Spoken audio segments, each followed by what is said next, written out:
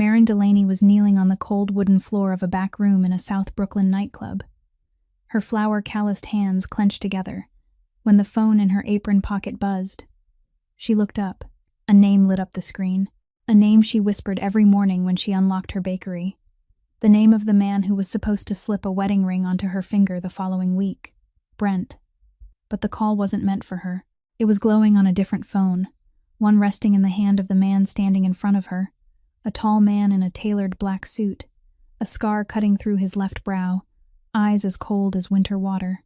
Rhodey Blackwood. All of South Brooklyn knew his name, and nobody dared say it too loudly. He was scrolling through Brent's phone, the one his people had just confiscated, and then he stopped at a single message. He read it again.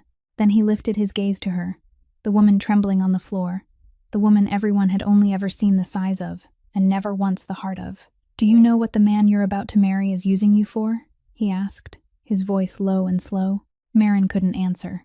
Her throat had closed. He turned the screen toward her, showing a text where Brent boasted about how perfectly his clueless bakery scheme was running. And in the moment, she finished reading those cold, calculating words, proving that the man she loved was merely using her as a shield for his crimes. Marin felt something inside her chest crack open, quiet and final, like the hard glaze on a cake split clean in two by a knife. That was the night Marin Delaney's whole world dropped out from under her, and nothing, absolutely nothing, would ever be the same again. If you've ever been underestimated, ever been looked at without ever truly being seen, stay with this story to the end. Hit like to keep us going. Share this video so someone who needs it today can hear it, and subscribe so you never miss a story that touches the heart like this one. Rhodey Blackwood didn't say another word about the message. He only looked at her for a long while longer, with the gaze of a man used to reading people the way he read contracts, then gave a slight nod to the man standing at the door. "Take her home," he said, his voice still low and slow as before, without the slightest rush, "and make sure she gets there safely." Marin thought she must have heard wrong. From the moment she was brought into this room, she had prepared herself for the worst, had imagined every possible ending that could befall an unknown woman who had wandered into the world of men like him. And yet the most powerful man in South Brooklyn was telling his man to take her home safely, as though she were some harmless object brought here by mistake. She was helped to her feet, her legs numb and almost without feeling, and as she stepped across the threshold, she heard Rhodey's voice drift after her from behind, not speaking to her but to himself, so softly she wasn't sure she had heard it right. Poor thing. She really doesn't know anything. The driver took her away in absolute silence. Marin sat in the back seat, her hands still clasped tightly in her lap, and she realized she was still wearing the flour-stained apron, the apron with her name and Brent's embroidered in the corner, the gift he had given her on their anniversary. She tried to remember how this evening had begun, tried to put the sequence of events back in order in her mind, the way she always arranged ingredients before beginning a difficult batch of pastry. Brent had called her near evening, his voice cheerful and gentle as usual. "I have one small thing I need your help with, sweetheart," he had said. "There's an envelope I need delivered to a business friend at the club on 18th Street. But I'm stuck in a meeting I can't get out of. Could you bring it for me? Just hand it directly to him and that's it. Nothing complicated." And she had agreed. Of course she had agreed, because she always agreed with him. Because after more than 30 years of a life in which hardly anyone had needed her, the feeling of being asked for help by a man like Brent made her feel important. She had closed the shop half an hour early, taken the thick envelope he had left waiting on the cash register counter, and called a taxi to the address he had given her. She hadn't even opened it. She had never been curious about Brent's work, partly because she trusted him, partly because she was afraid that if she asked too many questions, she would become a burden, and burdens were always left behind. But now, sitting inside the expensive car rolling through the rain, wet streets of Brooklyn, she began to wonder what had been inside that envelope, and why delivering one simple envelope had turned into a night in which she was held inside a dark room with Rhodey Blackwood, why Brent's phone had ended up in the hands of Rhodey's men, and above all, what the line she had just read really meant. The car stopped in front of her bakery on Bay Ridge Street, the small sign reading Marin's Corner swaying faintly beneath the yellow light. The driver got out and opened the door for her, strangely polite, then waited until she fitted the key into the lock and stepped safely inside before driving away. Marin closed the door behind her and stood still in the familiar darkness of the shop. This place smelled like her whole life: flour, vanilla, caramelized sugar still lingering from the afternoon batch, the only scent in the world that had ever made her feel peaceful. She found her way behind the counter, sat down on the old wooden chair, and in that pitch-dark room, let the silence cover her. She didn't cry. She only sat there, both hands resting on her knees, and thought. People had always said she was a slow girl, a clumsy girl, a girl the world glanced over once and then turned away from. But no one knew that behind those gentle eyes was a mind always observing, always remembering, always arranging. And now, in the dark, she was arranging every broken piece of tonight. An envelope she wasn't supposed to open, a club that belonged to Rhodey Blackwood, a message that had split her heart in two. And one question kept ringing through her mind, like the oven bell announcing that the bread was done. That terrifying man could have done anything to her tonight. So why had he let her go? To understand why a woman like Maren could trust a man like Brent so completely that she would close her eyes and carry an envelope for him without knowing what was inside, one had to go back 14 months, to the autumn morning she still remembered as clearly as if it had been carved into her. Back then, her bakery was slowly dying. Maren's corner was only a tiny shop wedged between a laundromat and a shoe repair store, with a faded sign and a glass display case that was always still full of pastries by the end of the day.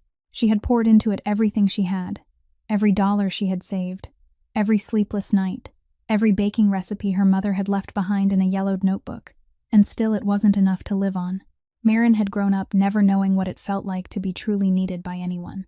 Her mother died when she was too young to hold on to a full memory, and in the years that followed, she grew up in a home where people raised her out of duty rather than love, where she learned that if she wanted to stay, she had to be useful, had to be good, had to not bother anyone.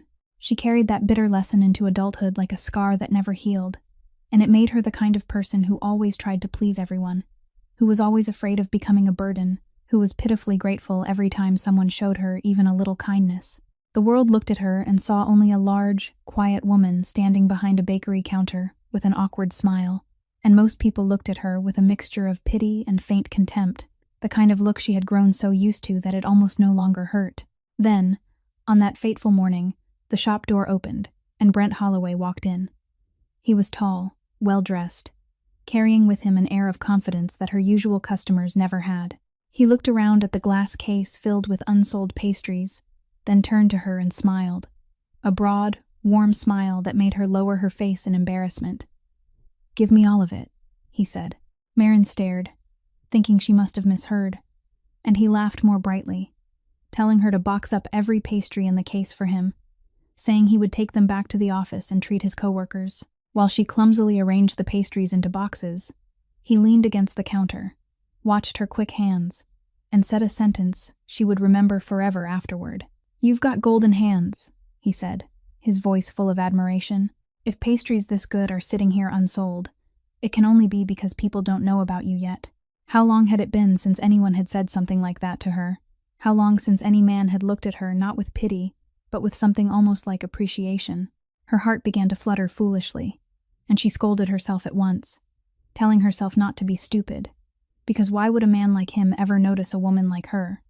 But Brent came back the next day, then the day after that. He began stopping by the shop every morning, sitting at the table near the window, drinking coffee and talking to her about all kinds of things, and for the first time in Maren's life, she felt interesting, felt worth listening to, felt like a human being instead of a shadow standing behind a counter.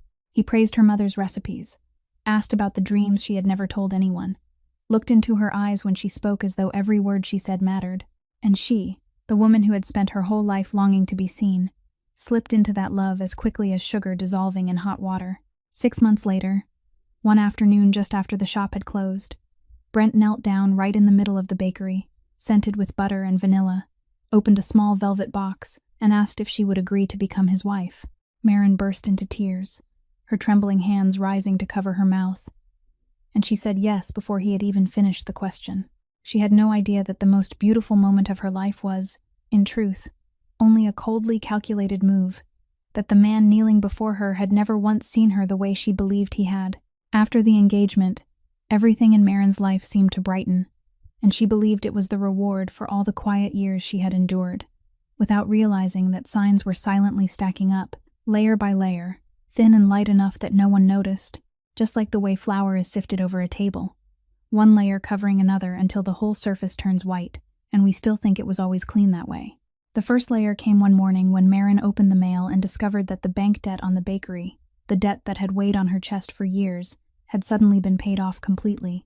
She called Brent in tears, both overjoyed and bewildered, and he only laughed lightly over the phone, saying it was an early wedding gift for her, that from now on she didn't need to worry about money anymore. When she pressed him about where he had gotten such a large sum, he gently brushed it aside, telling her not to trouble herself over money. That was men's business, and she let the question drift away because she didn't want to ruin something beautiful with her own suspicion. The second layer was a little thicker. Brent suggested renovating the small storeroom behind the shop, saying she needed a proper place to store ingredients, and after the work was done, he installed a brand new heavy lock on the storeroom door, then kept the key for himself. Whenever Maren needed flour or sugar, she had to ask him to open it, and he always had a reasonable explanation: fear of thieves, valuable supplies, wanting to spare her the trouble. She found it a little strange that it was her shop's storeroom, and yet she had no key. But then she told herself he only wanted to take care of her, and a lucky woman shouldn't nitpick the man who was caring for her. The third layer was delicate, but cold. A few times a week, after closing, Brent brought strange men into the shop. Men dressed politely, but with eyes that made Maren uneasy, and each time he would affectionately tell her to go upstairs to the small loft above the bakery and rest first, saying it was only dull business talk and she didn't need to hear it. She heard their muffled discussions downstairs, heard the storeroom door open and close, but every time she meant to go down and ask, she stopped, because she was afraid that if she seemed too troublesome, if she asked too many questions, this fragile happiness would disappear. Then came the fourth layer, when strange orders began to arrive, customers she had never met, ordering absurdly large quantities of pastries, hundreds of pieces for parties whose guests she never saw, and all of them paid in cash. Thick stacks of bills that Brent was always the one to collect and put away. It was during those days that June Tabor began to speak up. June was Maren's only friend, and also her only employee. A quick, petite young woman who had been with the bakery since its hardest days, and one of the rare people who loved Maren for exactly who she was. One evening, while the two of them were wiping down the counter, June stopped, looked at her friend with worried eyes, and said softly, "Don't you think everything has been strange lately? Where is all this money coming from? Who are these strange customers? I don't feel right about him, Maren." But Maren only gave a sad smile, placed her hand over her friend's, and said, "Don't worry about me. For the first time in my life, someone truly loves me. For the first time, someone looks at me and sees that I'm worth something, and I don't want to lose that because of baseless doubts." June fell silent, but her eyes still carried an unspoken unease, because she could see what Maren, in her desperate longing to be loved, was deliberately refusing to let herself see, that those fragile layers of flour were piling up on top of one another, until one day they would be thick enough to bury everything. What Maren didn't know, what she would only piece together much later from scattered fragments, was that the envelope she had obediently carried to the club that night didn't contain ordinary business papers the way Brent had claimed. Inside it was a stack of forged contracts and debt papers, and on them was a signature, copied with a precision so careful it mimicked every stroke, the signature of Rhodey Blackwood. For months, Brent had quietly turned Maren's little bakery into a money laundering machine. And he hadn't done it under his own name, but under Rhodey's shadow. The strange customers ordering hundreds of pastries and paying in cash, the murmured meetings after closing, the locked storeroom for which only he had the key, all of it was part of a chain Brent had built to turn dirty money into clean income through an honest bakery. And to reassure the partners in the dark enough for them to put their money in, he had recklessly impersonated the most powerful boss in South Brooklyn, implying that the entire operation stood under Rhodey's protection. It was the gamble of a greedy and arrogant man. Brent was the kind of person who believed he was smarter than everyone else, that he could borrow that frightening name for profit and never be discovered. Because in his eyes, a man like Rhodey was busy with larger matters and would never bother noticing a tiny bakery in Bay Ridge and a gentle, heavy-set owner. He had underestimated Rhodey in exactly the same way he had underestimated Maren, and that was his fatal mistake, because nothing slipped past that man's network of eyes and ears. When the forged papers began to circulate, Rhodey's people traced the trail within only a few days, and they had been waiting at the club that night, not to catch Brent, who was cunning enough never to appear himself, but to intercept the person he had sent to make the delivery. They hadn't expected that person to be a woman in a flour-stained apron, trembling and bewildered, clutching an envelope she didn't even know the contents of. And that was why, after everything, Rhodey Blackwood had let her go. He was a man who had spent his whole life reading people, separating liars from the innocent through a glance, a gesture, a breath. When he looked at that woman, he didn't see the craftiness of an accomplice, didn't see the calculation of a link in the chain. He saw hands calloused from flour, the hands of an honest worker, not of someone trading in dirty money. He saw real fear in her eyes, the kind of fear that couldn't be faked, and he also saw the absolute confusion of someone who didn't understand what was happening around her. In his life, he had met every kind of person, and he knew exactly what a pawn looked like, someone used down to the last breath while still believing they were being loved. This woman was exactly such a pawn, and Rhodey, the man all of South Brooklyn feared, had one rule he had never broken: never punish the innocent, never spill the blood of the weak in place of the truly guilty. So he ordered that she be taken home safely. But he kept Brent's phone, the one his men had recovered, because inside that phone was everything he needed to expose the man who had dared borrow his name, and also because, though even he couldn't explain it at the time, there was something about that quiet woman that made it impossible for him to simply turn his back and leave her to her fate. Another woman might have collapsed after that night, might have hidden beneath the blankets and cried until there were no tears left. But Marin wasn't that kind of person, because all her life she had learned that tears couldn't knead a batch of dough, and that when faced with a difficult recipe, the only things that could save you were calmness, precision, and hands that didn't shake. She told herself she would handle this exactly the way she handled the hardest batch of pastry in her life, one step at a time, measuring carefully, not panicking, not missing anything. The next morning, she still opened the bakery as usual, still baked, still smiled at customers, and June, the only person who noticed that something had changed in her friend's eyes, only watched quietly and didn't yet dare ask. But that night, when the shop door had been locked and the city had sunk into sleep, Marin sat down before the old computer behind the cash register, the computer that held all the records of Marin's corner, and for the first time in her life, she opened it not to calculate the cost of flour and sugar, but to search for the truth. The bakery was in her name. Every account carried her name. She had always had the right to look at those numbers. She had simply never thought she needed to doubt her own life. On the first night, she only sat and read, scanning through every transaction from nearly the past year. And the more she read, the colder the feeling inside her became. The numbers didn't match. Reported revenue was many times higher than the amount of pastries her shop could actually produce. Enormous orders were recorded on days she clearly remembered the bakery being empty. Large amounts of cash flowed in and then flowed out through company names she had never heard before. On the second night, she began taking notes, as carefully as if she were writing down a recipe. She made a list of the strangest customer names, the entities that had ordered hundreds of pastries and paid in cash for months. And then she did the thing Brent would never have expected a woman he looked down on to think of. She began tracing each of those names. She looked them up, called the phone numbers listed in the records, and every time it was the same. Either the number didn't exist, or the voice on the other end was a lifeless, automated system for a virtual office, or the registered address was only an empty mailbox in a building no one occupied.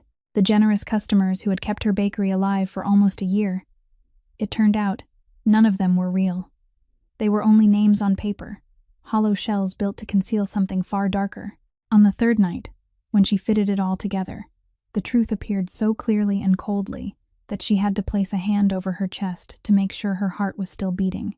For 11 months, ever since around the time Brent had paid off the bakery's debt, the little shop she had poured her whole soul into, the shop that bore her name and stood on her mother's recipes, had been turned into a machine for cleaning dirty money. The happiness she had believed was her reward in life was actually only a screen for the crimes of the man she loved. Marin sat silently before the cold glow of the screen inside the dark bakery, and she didn't cry. She only felt something in her mind turn cold and sharp, the feeling of someone who had just understood that she had been deceived in a systematic, calculated way from the very first day. She quietly copied all of that data onto a tiny flash drive, then stood, went into the kitchen, opened an untouched box of flour, buried the flash drive at the bottom of the fine white powder, closed the lid, and placed it back in its exact spot on the shelf. hidden among dozens of identical flower boxes. If Brent underestimated her enough to believe she would never see through him, then she would let him keep believing that until the right moment. Maren had thought the shock of the numbers was the very bottom of the truth, that she had already touched the deepest floor of pain. But she was wrong, because some wounds don't live in the mind, they live in the heart. And that wound arrived on a rainy afternoon, 3 days after the night she buried the flash drive at the bottom of the flower box. The shop door flew open so hard that the wind chimes above it clattered wildly, and a young woman stepped in, soaked from the rain, her face flushed with anger. She was beautiful in the way the world always praises, slender, sharp, with eyes bright with hostility, and she swept one look around the bakery before stopping on Maren, then asked in an icy voice whether she was Maren, the woman Brent was about to marry. Maren hadn't even had time to understand what was happening before the woman launched into a stream of bitter words, introducing herself as Whitney Price, Brent's girlfriend, the real woman in his life, and saying she had come here today to see with her own eyes the person who had stepped between them. June, standing behind the counter, immediately moved forward as if to protect her friend, but Maren gently lifted a hand to stop her. While Whitney was still pouring out accusations, there was something in her voice, a real hurt hidden beneath the anger, that made Maren feel not hatred, but a chilling suspicion rising inside her. Instead of arguing back, she only calmly asked Whitney one question: how long she had known Brent. Whitney stopped short, then answered that it had been more than 2 years. 2 years. Maren calculated in her head, and that number stabbed her more sharply than any insult could have, because she and Brent had only known each other for 14 months. This woman had been in his life before he ever walked into her bakery. Maren quietly pulled out a chair, invited Whitney to sit, and said in a voice so calm that it surprised Whitney that perhaps both of us need to talk. The two women sat across from each other by the pastry counter, and they did the very thing rivals in love were never supposed to do. They placed their phones on the table and began comparing. They matched every message, every date, every promise, and the truth slowly emerged like a burned batch of pastry revealed when the oven door opened. Brent had loved Whitney, or at least had made her believe that he did, long before he met Maren. He had drained the inheritance Whitney's father had left her, little by little, under the name of profitable investments he had painted for her, projects that never came into being. Whitney, just like Maren, had never known about the dirty money operation, had never known what the bakery was being used for. She was only another woman stripped down to her last dollar by the sweet words of a liar. And the more they pieced together, the more both women understood the bitterest truth, that Maren had never been Whitney's rival, that she wasn't the woman Brent loved and then betrayed Whitney for. She was only a tool, an honest bakery registered under the name of a gentle woman no one would suspect. That was the perfect screen Brent needed to launder dirty money. And the engagement, the loving words, the ring, all of it was only the cheap price he had to pay to keep that screen obedient and blind. Whitney broke down first, covering her face with both hands, stammering about how foolish she had been. And then something strange happened. Maren, the woman who had just discovered that both her love and her life had been a performance, was the one who reached out and took the other woman's hand. June quietly poured each of them a cup of hot tea, placed them on the counter, then stood behind Maren, one hand resting on her friend's shoulder like a comfort that needed no words. Inside, the bakery scented with vanilla, the three women sat together in silence, and for the first time, Maren realized that she wasn't alone in this pain. After Whitney left, after June had finished cleaning up, and only after worrying and reminding Maren again and again, finally locked the door and went home, Maren sat alone in the empty bakery, and she knew there was still one thing she hadn't dared face. While the two women had been comparing their phones that afternoon, Whitney had accidentally scrolled past a string of messages Brent had sent her. Messages Whitney had quickly tried to hide, her eyes lowered with awkward pity, and Maren had still managed to see her own name appear there. She had pretended not to notice, but that name, her name, sitting in the middle of the words Brent had written to another woman, haunted her for the rest of the evening. Now, alone in the shop, she took out the piece of paper Whitney herself had hesitantly given her before leaving, saying that Maren had the right to know, even though she wished Maren didn't have to read it. It was a few lines Whitney had copied from her phone. Maren sat down on the chair behind the counter, opened the paper beneath the yellow light, and began to read. She had prepared herself for betrayal, for false words of love, for the truth that she had only been a pawn. But she hadn't prepared herself for this, because what Brent wrote about her wasn't the language of a cold-hearted seducer. It was the language of a man full of contempt. He wrote about her as though she were a joke. He mocked her body with Whitney, turned her into something for the two of them to amuse themselves with, called her names she couldn't bear to read a second time, and described having to play the part of her lover as a disgusting sacrifice he was forced to endure for money. He wrote that he had to close his eyes whenever he was with her, that she was so foolish and so easy to lead around, that a few compliments were enough to make her believe anything, that a woman like her would never dare dream anyone would ever look her way. So of course she clung to him. Line by line, it was no longer merely deceit, but the most naked kind of mockery of who she was, of the body she had carried all her life like a curse. Maren set the paper down. Her hands didn't shake. She didn't scream, didn't break anything, didn't sob aloud. She only stood quietly, walked into the kitchen at the back, the kitchen that was her whole world, the only place on earth that had ever made her feel she had value, and slowly sat down on the cold tile floor, her back against the flower cabinet, her knees drawn up into her arms. Around her were the scents of sugar, flour, and vanilla, the fragrances that had soothed her through so many lonely nights. And yet tonight even they couldn't comfort her. She sat there on the kitchen floor, small in the dark room, and she didn't cry out loud, because she had learned very early in life that no one cared enough to listen to the sound of her crying. What broke her wasn't that he had another woman, and it wasn't even that he had used her bakery for dark things. She could survive betrayal. She had been used to being left behind since childhood. What cut into the marrow of her bones was realizing that for 14 whole months, the man she had loved with all her heart, the man she had cared for, trusted, and given even her mother's recipes to, had never seen her as a human being for even a single moment. In his eyes, she had never been his future wife. Never been a woman worthy of love. She had only been a joke, something pathetic, a convenient and laughable tool. All her life, she had feared this more than anything. Feared that behind people's smiles, they had always seen her as pitiful and ridiculous, and now she had clear proof in black and white that the fear had been real. Maren sat on that cold kitchen floor for a very long time, holding herself in the dark, a woman the whole world had never bothered to truly look at. 3 days after the night on the kitchen floor, while Maren was wiping down the last baking trays before closing time, a glossy black car stopped in front of the shop, and the driver who had taken her home that night stepped inside, politely tipped his hat, and said that Mr. Blackwood wished to speak with her, if she agreed. Maren had thought she would be afraid, but strangely, after everything she had just been through, that fear no longer came. She nodded, took off her apron, and left June to watch the shop, telling her that if she wasn't back in more than an hour, she should call someone. This time, she wasn't taken to any dark room, but to a quiet restaurant that had been closed to regular guests, where Rhodey Blackwood sat alone at the only table still lit. He stood when she entered, a courtesy she hadn't expected, then invited her to sit.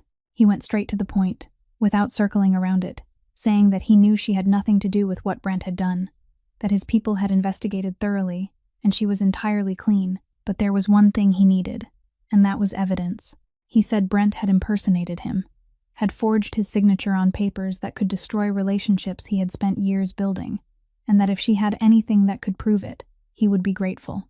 Maren looked at the powerful man sitting across from her, and instead of answering right away, she asked him a question: why he had let her go that night, when he had more than enough power to do the opposite. Rhodey was silent for a long while, and his cold eyes seemed to soften a little.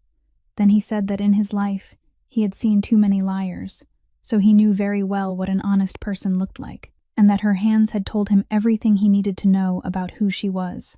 He said he respected the way she had stood up instead of collapsing, the way she had faced the truth instead of running from it, because to him, courage wasn't measured by how strong a person appeared to be, but by whether they could still lift their head even after being crushed.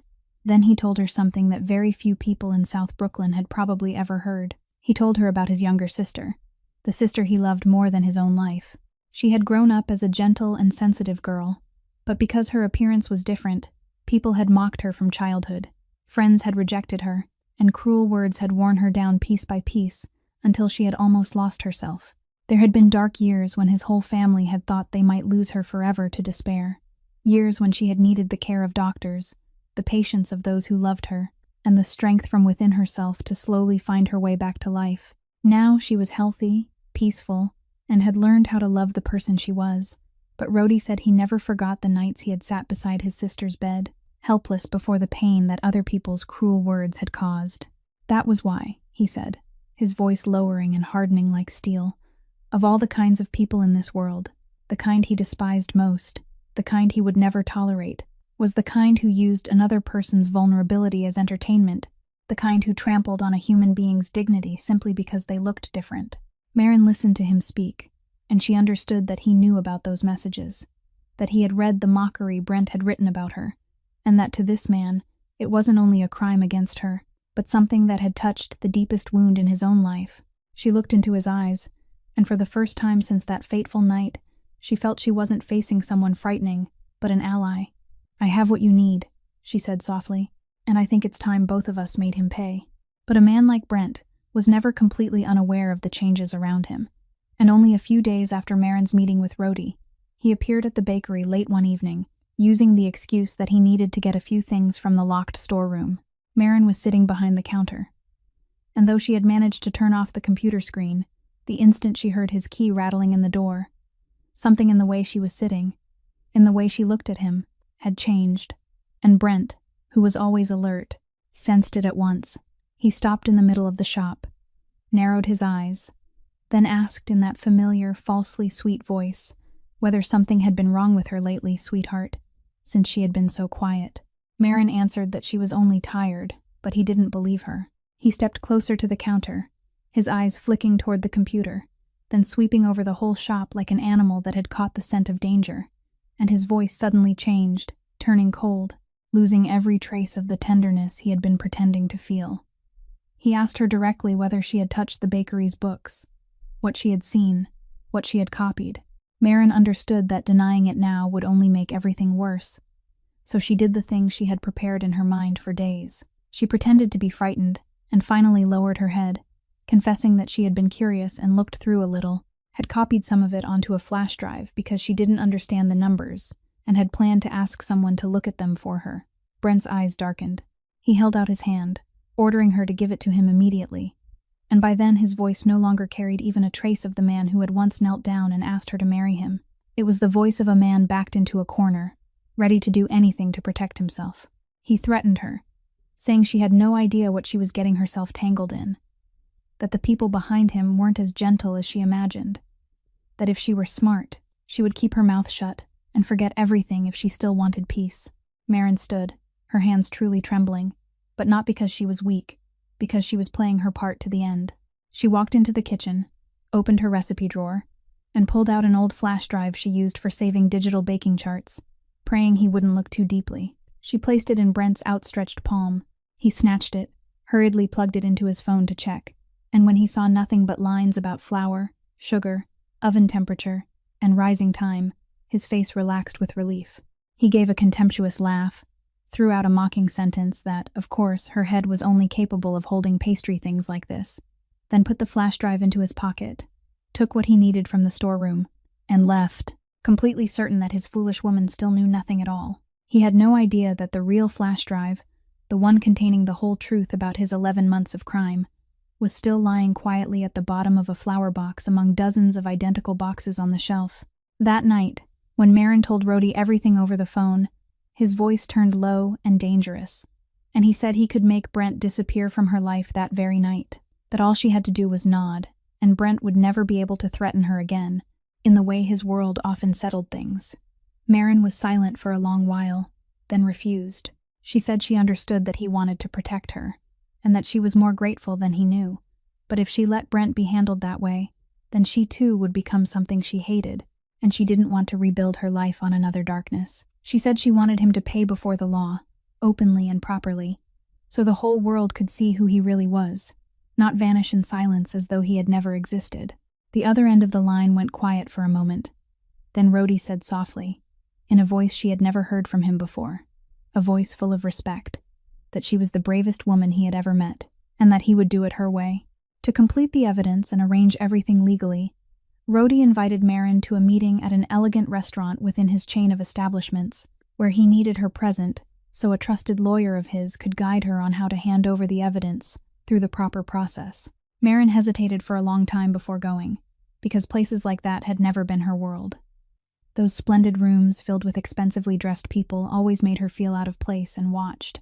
She wore the nicest dress she owned, a simple dress she had sewn herself, and stepped inside with all the caution of someone who was used to being judged by the world from the very first glance. Just as she had feared, the moment she sat down at the table with Rhodey and the lawyer, a middle-aged man at the next table, someone well-dressed who seemed to know Rhodey through business circles, looked her up and down with open contempt, then leaned toward the people at his table and said loudly enough for Marin to hear, a mocking remark about how he couldn't understand why a man like Blackwood would be entertaining a woman who looked like that, followed by a cruel comment about her body that made the others around him burst into laughter. Marin felt her face burn, that familiar, painful feeling she had endured all her life, the desire to shrink herself small, to disappear from the room. She lowered her face, her hands clenched tightly in her lap, preparing to swallow that humiliation in silence as she had always done. But this time, something different happened. Rhodey Blackwood set his glass down on the table, slowly and decisively, and the soft sound of crystal touching wood was enough to make the entire area around them go still. He stood up. The most powerful man in South Brooklyn stood upright in the middle of the room, and that alone was enough to kill every laugh and draw every eye toward him. He turned to the man who had just mocked her, and in that low, slow, icy voice everyone in their world knew was a sign of danger, he said that the woman sitting with him was more honest and courageous than every person in that room put together, including himself. He said he had spent his whole life judging people, and he had learned one thing, that a person's worth had never lived in their appearance, but in what they did when no one was watching, in the way they stayed standing when the whole world wanted them to collapse. He looked straight at the man who had laughed at her, and said that anyone who gave himself the right to mock another person because of their looks was the one this entire room ought to despise, and that he wouldn't sit at the same table with that kind of man for even one more second. The entire room sank into absolute silence. The man who had insulted her turned red with embarrassment, stammered a few words of apology, then hurriedly stood and left with his group, under the fearful yet approving gazes of the people who remained. Marin sat there, lifted her head, and felt something break open inside her chest. But this time, it wasn't from pain. In all her life, no one had ever stood up to defend her like that. No man had ever looked at words of contempt aimed at her and chosen to stand beside her instead of staying silent or laughing along. Rhodey sat back down, calm as though nothing had happened, and only softly asked if she was all right, as if what he had just done were the most natural thing in the world. Marin looked at him, and in that moment, she realized that this frightening man didn't see in her a body to be judged, but a human being to be respected, and something very small, very warm, began to take root in her hardened heart. With the real flash drive taken from the bottom of the flower box, and with the careful guidance of the lawyer Rhodey trusted, Marin began to proceed with everything in an orderly and lawful way, exactly like the person she was, careful and precise as when she weighed each ingredient for a batch of pastry. She went to the authorities as a cooperating victim, an honest shop owner who had been used without knowing it, and the entire trove of data she had gathered over those 3 sleepless nights became the key that threw open an entire criminal network. The lawyer skillfully arranged things so that the evidence pointed straight to one person, Brent Holloway, and to the very mechanism he had built, the shell companies, the false transactions, the dirty money flowing through the bakery. More important than anything, among those papers were documents proving clearly that Brent had forged Rhodey Blackwood's signature, that he had borrowed Rhodey's name without permission to deceive his partners, and this both sealed Brent's guilt and washed away every suspicion hanging over Rhodey in an underworld that never forgave betrayal. That was why the alliance between two people who seemed as though they couldn't be more different became so firm. Because when the truth came to light, both Marin and Rhodey took back what Brent had stolen from them. For one it was dignity, for the other it was honor. When the machinery of investigation began to move, everything collapsed around Brent faster than he could ever have imagined. The shell companies he had worked so hard to build were exposed one after another, and when the real identities of the people behind that dirty money began to risk being revealed, his own partners in the dark, the ones he had once believed were his support, immediately turned their backs on him. In that world, nothing was more frightening than someone who had become a liability, and Brent, from a polished broker people had once respected, suddenly became the man everyone wanted to avoid, a man hunted by both the law and the very people who had once stood on his side. He lost nearly everything all at once, Business contracts fell apart. Doors that had once opened wide now slammed shut, and the name Brent Holloway, once spoken with envy, was now spoken only as a warning.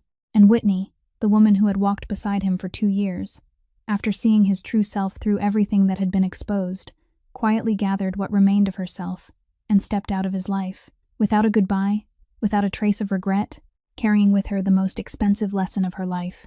Brent was now left alone, surrounded by the wreckage he himself had created, a man who had once believed he was smarter than everyone, that he could look down on people and use them without ever having to pay a price. On the day Marin officially completed the handover of all the evidence, when everything had been placed on the right path toward justice, June asked her whether she was afraid of what would come, afraid of him, afraid of all of it. Marin wiped her hands on her apron, looked out through the bakery window where the afternoon sunlight was spreading gold across the street, and answered with a sentence June would remember forever. She said that baking had taught her one thing, that every ingredient had to be weighed exactly right, not a bit too much, not a bit too little, or the whole batch would be ruined. The truth was the same. I'm only putting everything on the scale where it belongs, and letting the truth speak its own weight. And for the first time in so many years, there was no fear left in her voice, only the calm of someone who had done what she believed was right. When a man has lost everything, in the end he returns to the place where he believes there may still be a little mercy left to squeeze dry. And that was why, early one morning, just as Marin had opened the bakery, Brent appeared on the front step of Marin's corner. He was no longer the polished man who had walked into her shop 14 months earlier. His expensive suit was wrinkled, his face hollow, his eyes dark from sleeplessness, and there was nothing left in the way he stood of the arrogant confidence he had once carried. He looked at her through the glass door, and when she opened it, he immediately dropped to his knees right there on the step, clasped both hands together, and began to beg. He said he had been wrong, that he was sorry for everything, that he had lost himself, that she was the best person who had ever come into his life, and he had been too stupid to see it. He begged her to help him hide, or to call off Rhodey Blackwood's men, who were hunting him down across the city. He pleaded with her to give him whatever cash was in the register, swearing that she was his only hope left, and that he knew she still had a gentle heart. Tears ran down his face, his voice broke with every word, and for a woman who had spent her whole life longing to be loved, this should have been the moment when her tender heart wavered. But Marin only stood there quietly, looking at the man who had once been her whole world, kneeling at her feet and weeping, and she realized she no longer felt anything. Not love, not hatred, only a strange calm, like water settling after a storm. She let him finish all his pleading, then bent down slightly, just enough to look him straight in the eyes, and she spoke in a voice that didn't tremble, didn't turn cruel, but was simply honest enough to feel cold. She said, "For 1 whole year, you were beside me. You looked at me every day. You held my hand. You promised to marry me, but you never once truly saw me. You only saw a convenient bakery, a foolish woman easy to deceive, a joke you could tell other people about. You looked at me for an entire year and never saw me even once." She straightened again and went on. "Now look carefully, Brent. Look very carefully at the woman you look down on, because this is the last time you'll ever get to see her." He was still kneeling there, stammering her name, trying to hold on, but Marin stepped back, and she said she wouldn't take back anything. She said this wasn't revenge, that she didn't need revenge against him, but simply the price he had to carry for the choices he had made. She said every person had to answer for the seeds they planted, and what was coming for him today hadn't been done to him by anyone else. He had grown it with his own hands over all those months. Then she stepped inside, placed her hand on the door, and before closing it, she said one final sentence, that she forgave him. Not because he deserved it, but because she didn't want to carry the weight of hatred for one more day of her life. Then the glass door closed, softly but decisively, separating her from him forever. Brent stayed kneeling on the empty step for a long while longer, then finally staggered to his feet and walked away alone toward the end of the street, a man who had lost everything, carrying the consequences he had chosen for himself. Marin watched his figure disappear through the glass window. Then she turned back to her kitchen, lit the oven, and began a new batch of pastries, her heart lighter than it had ever been. When the storm had passed, and her life slowly returned to a peaceful rhythm, something unexpected came from Rhodey, the man who had now become a warm and familiar presence in her life. During one conversation, When Marin happened to mention that she had struggled with her weight all her life, had tried every kind of diet, exercise, and hunger, yet her body still felt heavy and tired, and that she had grown used to everyone, even the doctors she had seen, assuming it was because she was lazy and lacked willpower. Rhodey quietly remembered it. He had a cousin named Phoebe Ree, a respected endocrinologist, and he gently suggested, not as an order but as a sincere act of care, that Marin try meeting Phoebe once, only to talk and get checked for peace of mind, because he believed that someone as hardworking and disciplined as she was didn't deserve to spend her whole life blaming herself that way. Marin hesitated, because she was far too used to clinics where people merely glanced at her body and drew conclusions before she had even had a chance to speak. But in the end, she agreed.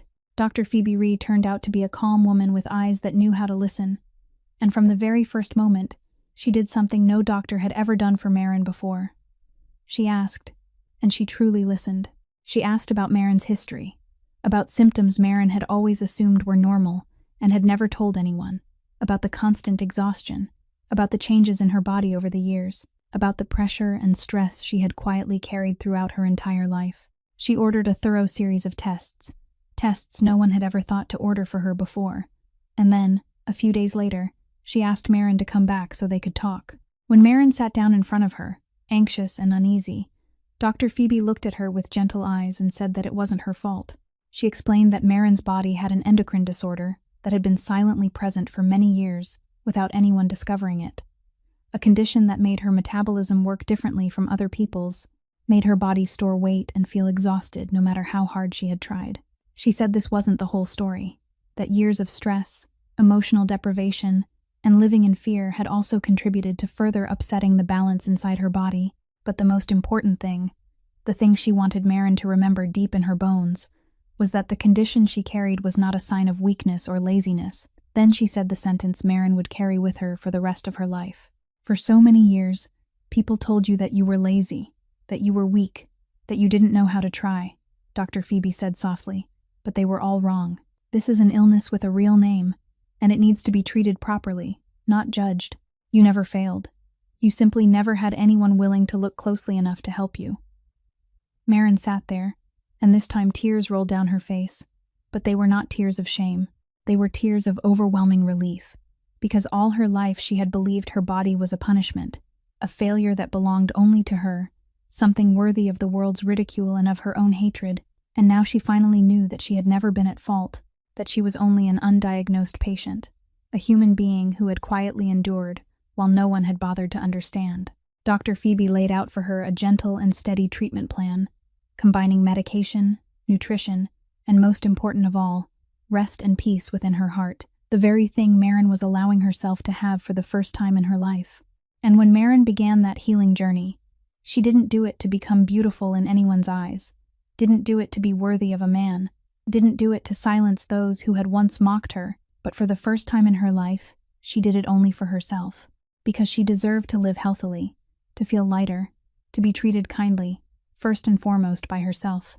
In the peaceful months that followed, a small, quiet habit began to form, one Marin at first thought was only coincidence, that every Tuesday morning, just as the bakery opened and the scent of fresh pastries was still spreading through the air, Rhodey Blackwood would appear. He didn't come with an entourage, didn't bring with him the frightening aura of power that always surrounded his name. He came alone, in a simple coat, sat down at the small table near the window, ordered a cup of black coffee and one pastry, and paid fairly like any other customer, never accepting special treatment. At first, the two of them exchanged only a few words, but little by little, those Tuesday mornings became something they both quietly looked forward to. Rhodey was a man of few words. He never spoke in flowery promises, never pledged anything grand, but he had one thing Brent had never had: consistency. When he said he would come, he came. When he said he would do something, he did it. He remembered what kind of coffee she liked, remembered how she often stood rubbing her back after long hours beside the oven, even remembered the small things she had never told anyone. And more important than all of that, he looked at her, truly looked at her, looked into her eyes when she spoke, listened to her stories about her mother, about baking recipes, about the dreams she had once buried, as though every word she said had value.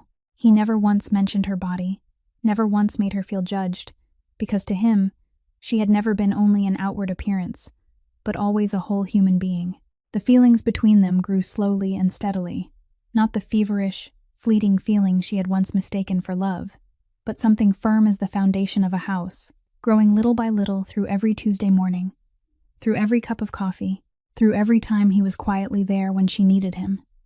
But life, as always, had a test waiting.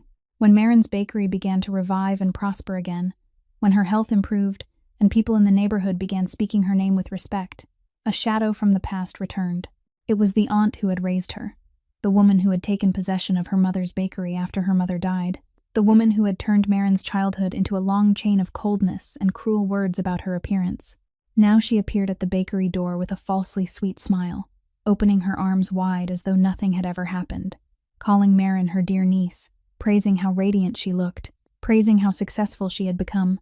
She circled around the matter for a while, before finally revealing her real intention, that she was having a little trouble, that after all they were family, that she had always believed Marin would make something of herself, and that perhaps Marin could help her, or give her a share in this now thriving bakery. Marin stood behind the counter, looking at the woman who had once made her believe she was an unwanted child, unworthy of love, and she waited for the familiar pain to rise, but it didn't come.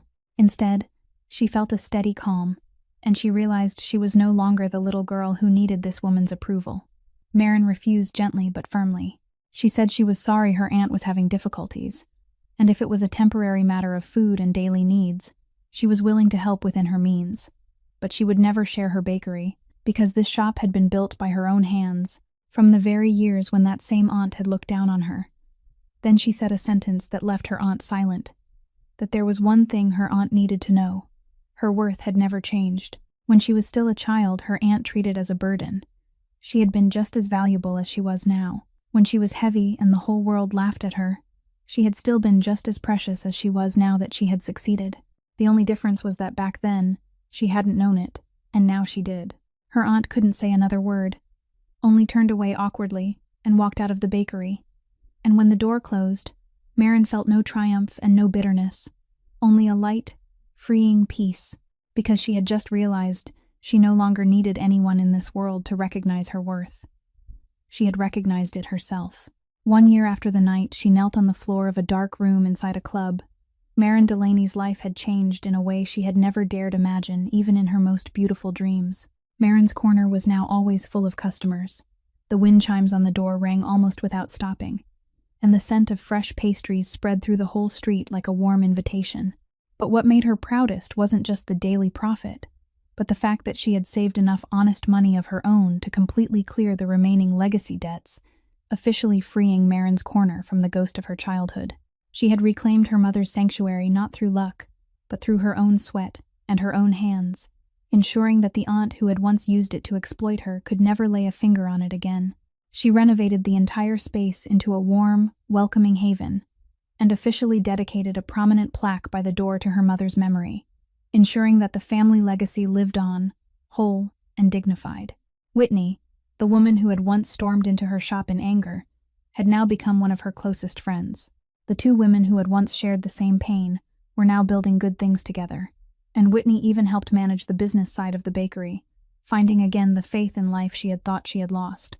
June was still there, loyal as she had always been, now the trusted manager, the friend who had stood beside Marin from the darkest days to this radiant one. And then, one late afternoon, when golden sunlight stretched through the kitchen window, when the bakery had closed and only the two of them remained, Rhodey Blackwood stepped into the kitchen, scented with vanilla, the place where the soul of Marin's whole life lived. He didn't bring roses. There was no orchestra.